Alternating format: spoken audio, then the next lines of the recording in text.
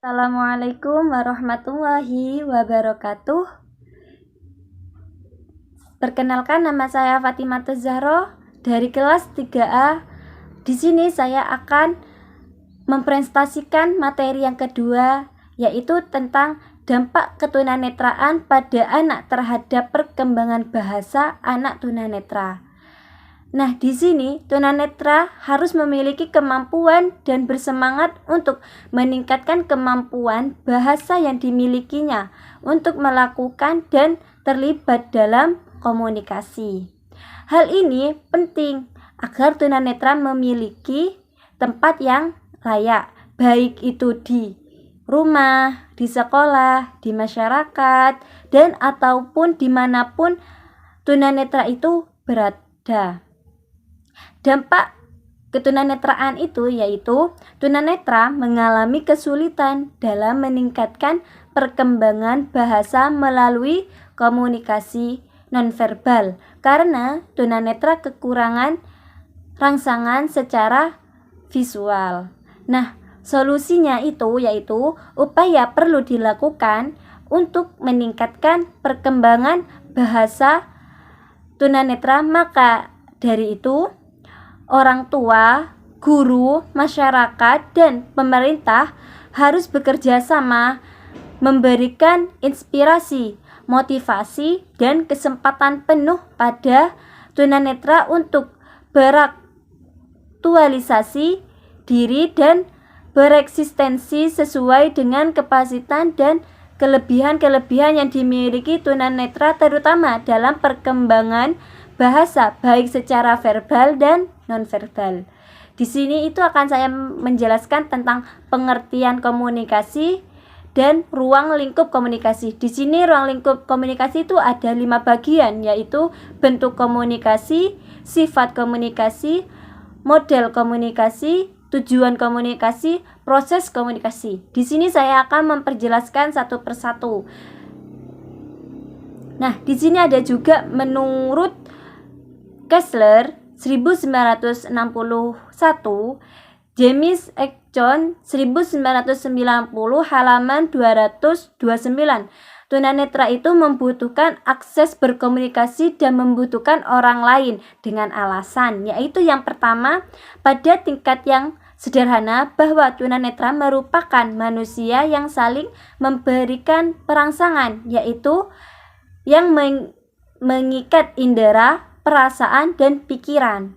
Yang kedua yaitu manusia membutuhkan orang lain untuk memuaskan kebutuhan biologis. Misalnya yaitu tunanetra akan terbuai dan merasa ngantuk apabila mendengarkan alunan ayat suci Al-Quran, apalagi mendengarkan ada orang yang menyanyikan dengan lagu yang merdu.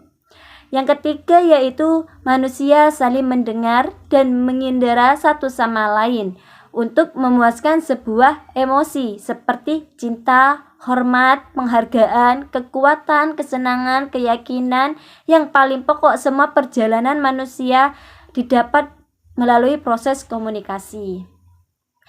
Di sini saya akan menjelaskan tentang pengertian komunikasi. Dalam situasi pembelajaran di kelas, seorang dosen sedang menerangkan materi perkuliahan. Beberapa menit setelah perkuliahan berlangsung, semua mahasiswa gaduh dikarenakan mahasiswa dalam satu kelas saling membicarakan sendiri dan tidak menyimak materi yang disampaikan dosen. Untuk mengatasi upaya seperti itu, kelas tenang dan mahasiswa kembali fokus pada penjelasan dosen. Maka dosen mengingatkan yang pertama yaitu harap adik-adik mahasiswa tenang dengan suara yang tidak terlalu keras, tetapi ternyata kelas masih gaduh. Yang kedua, mohon semua adik-adik mahasiswa dengan materi perkuliahan.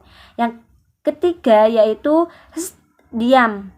Dosen berteriak dengan lantang disertai memandang seluruh mahasiswa dalam kelas dengan telunjuk tangan kanan tegak di depan bibir. Setelah 3 kali peringatan dilakukan, kelas kembali tenang dan perkuliahan dapat dilanjutkan dengan hikmat. Dari ilustrasi tersebut di atas, maka dapat dilihat dan diterangkan adanya proses komunikasi melalui bahasa verbal dan nonverbal. Dosen di sini merupakan komunikator yang sedang menyampaikan suatu pesan atau informasi dengan model komunikasi satu arah, sedangkan mahasiswa adalah sebagai komunikan. Dan yang kedua yaitu ruang lingkup komunikasi. Tunanetra dalam berinteraksi sosial dengan masyarakat dengan cara menciptakan pola-pola hubungan, misalnya kelompok pramuka, grup musik, anggota teater, dan lainnya sebagai, dan dilanjutkan dengan tahapan berkomunikasi sebagai kelengkapan untuk komunikasi melalui proses komunikasi inter dan antar personal atau hubungan perseorangan antar kelompok orang yang dilakukan secara tatap muka dengan tahapan sebagai berikut. Yang pertama yaitu bentuk komunikasi. Tunanetra sebagai subjek komunikasi atau orang yang terlibat ketika terjadi proses komunikasi dapat berupa individu perseorangan, grup atau kelompok kecil, dan massa. Di sini yang pertama yaitu tentang komunikasi pribadi.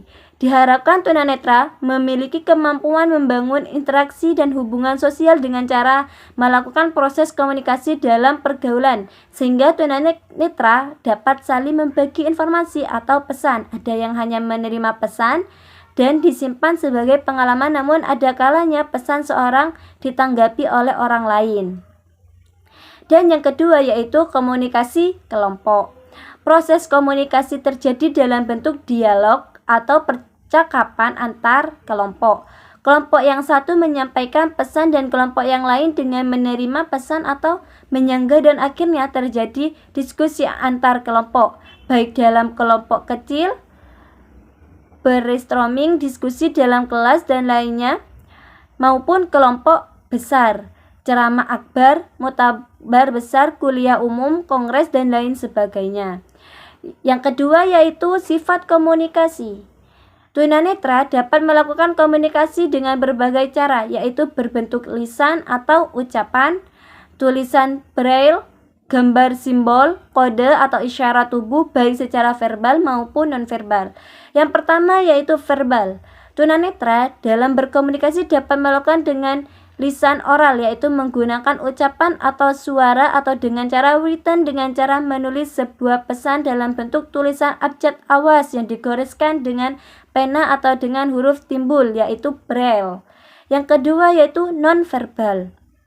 Tunanetra melakukan komunikasi dengan cara gestural, yaitu menyampaikan pesan dengan gerak isyarat tubuh, atau bisa juga dengan cara piktorial, yaitu membuat gambar atau lukisan untuk menyampaikan pesan baik secara lukis biasa.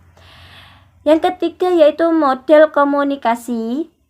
Model komunikasi itu ada 3, yaitu komunikasi satu arah, komunikasi dua arah, komunikasi sebagai arah. Kalau komunikasi satu arah yaitu alir komunikasi yang searah, di mana komunikator menyampaikan informasi dan tanpa adanya balasan dari komunikan. Komunikasi kedua yaitu dua arah. Komunikasi pada model ini saling bertukar pesan dan informasi sehingga terjadi umpan balik. Dan yang ketiga komunikasi sebagai arah, yaitu komunikasi terjadi secara kompleks, terdiri dari beberapa komunikator dan komunikasi yang bermacam-macam. Nah, tujuan berkomunikasi yaitu yang pertama, perubahan sosial atau partisipasi sosial. Yang kedua yaitu perubahan sikap, ketiga perubahan pendapat atau pikiran, yang keempat perubahan tingkah laku. Nah, di sini yang kelima yaitu yang terakhir proses komunikasi. Nah, di sini ada menurut Brett 1983, Lewin 1907, halaman 60, komunikasi sebagai proses hubungan sosial antara pelaku komunikasi interpersonal atau antar pribadi berlangsung terhadap atau tatap muka yang berbentuk dialog atau percakapan secara langsung maupun tidak langsung, baik secara primer maupun secara sekunder. Nah, itulah penjelasan saya yang saya tahu dan saya mengerti. Apabila dari awal ada salah dan kekurangan dan kekeliruan, saya mohon maaf sebesar-besarnya. Assalamualaikum warahmatullahi wabarakatuh.